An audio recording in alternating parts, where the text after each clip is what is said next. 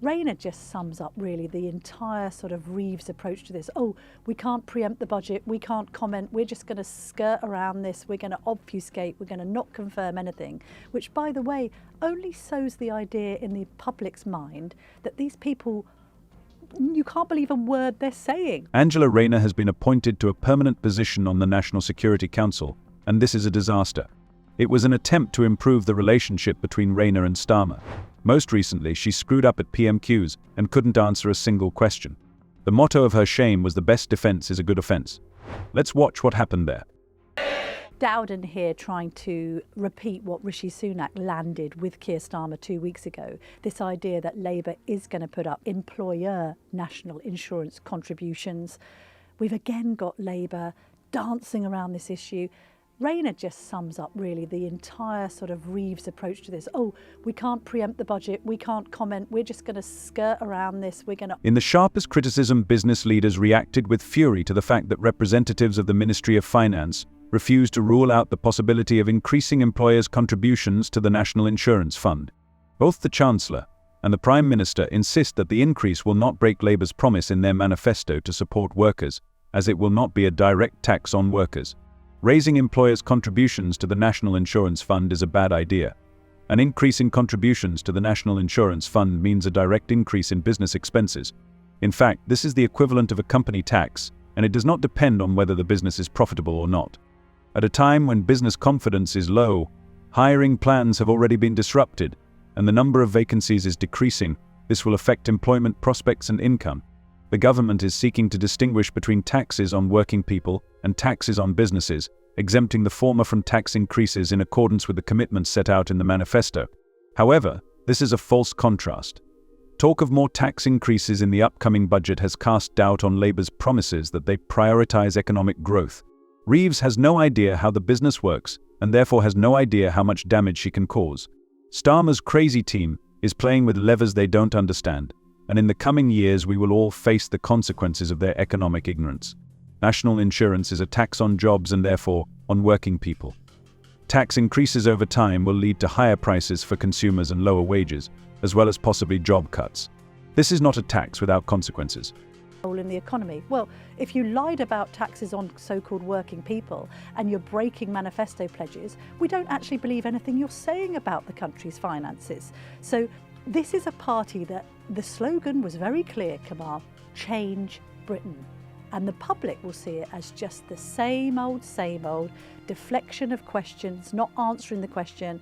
I know from hosting my GB News show, and you know, there's nothing the public hates more than 100%. Politicians not Yes. answering a straight question with a straight answer. The question today was very clear. What is your definition of working people?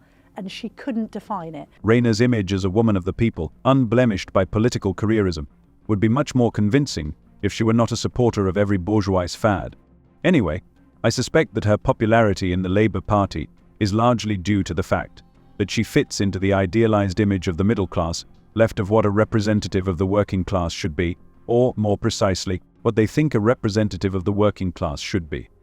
It's annoying when she confuses her personal style with her social class. This is nonsense, and I think it's much more difficult for Hansard to put her words in order. Mr. Speaker, what is the Deputy Prime Minister's definition of working people? Deputy Prime Minister. Well, first of all, let me start by welcoming the honourable gentleman to his new place. Today is our first exchange, Mr. Speaker, since he pushed for a July general election. And if his own side hasn't offered him a peerage, I certainly would have. And Mr. Speaker, the definition of working people are the people that the Tory party have failed for the last 14 years. An interesting and extremely dangerous interpretation of early elections in the UK was proposed by military expert Con Coughlin. He suggested that the elections would be the last before the New World War. Against this background, the information disseminated by local media about the government's launch of a campaign to prepare for various emergencies, including nuclear ones, acquires a particularly ambiguous connotation. The interest of Washington and London, according to Coughlin, is to keep potential opponents in a state of violated sovereignty by controlling part of their territory, which is used as a springboard against the metropolis. Coughlin clearly sympathizes with the Conservatives' for the government's promise to raise military spending to 2.5% of GDP by the end. The decision to start a big war and stop the movement along this path can only be realized by its customers of the inevitability of their own defeat. From this point of view, all the current dynamics of the opposing sides should be considered. Well, the Deputy Prime Minister stood on a manifesto promising not to raise taxes on working people. It now appears she can't even define who working people are. So I'll give her another go. There are 5 million small business owners in this country. Are they working people? Yeah. Deputy Prime Minister. Mr. Speaker, I don't know how the shadow Deputy Prime Minister can stand there with a straight face when it was the small businesses, the working people of this country that paid the price of them crashing the economy, sending interest rates scoring. I think he needs to learn his own lesson. Angela Rayner got a permanent seat on the National Security Council after Keir Starmer backed out. The Prime Minister's new Chief of Staff, Morgan McSweeney, is said to have played a key role in raising Rayner's status. The absence of Rayner's name fueled rumours that she had been suspended from Downing Street after Labour's victory in the general election. I think the whole House will have heard the Deputy Prime Minister disregard 5 million hard-working small business owners.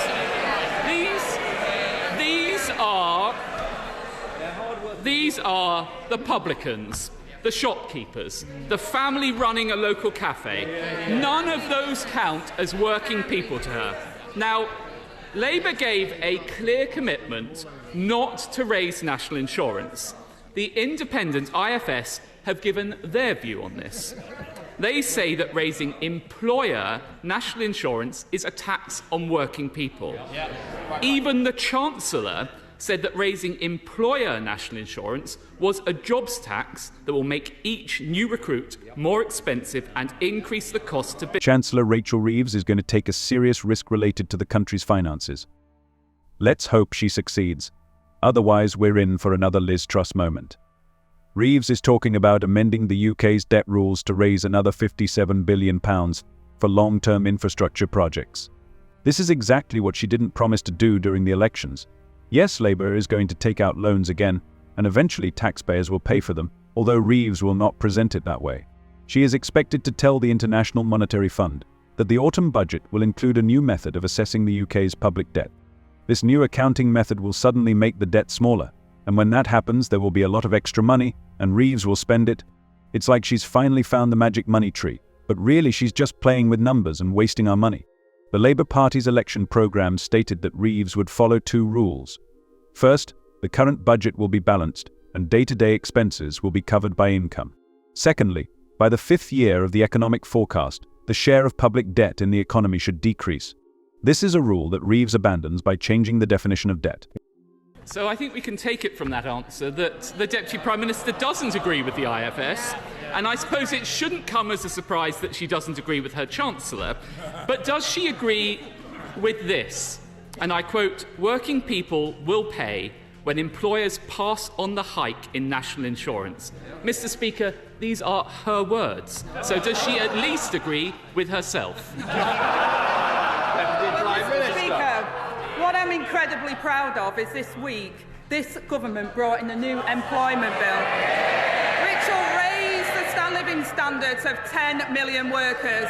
Would the shadow Deputy Prime Minister like to apologise for the hike in taxes, 70-year hike in taxes that he put on working people, the crashing of the economy and the disaster that he... Rachel Reeves' raid to collect taxes from pension funds could lead to a decrease in the standard of living of millions of pensioners. This measure will raise £20 billion and reimburse employers in the public sector, including the National Health Service and government departments. This is hell. What do you think about this video? Tell your opinion in the comments. See you.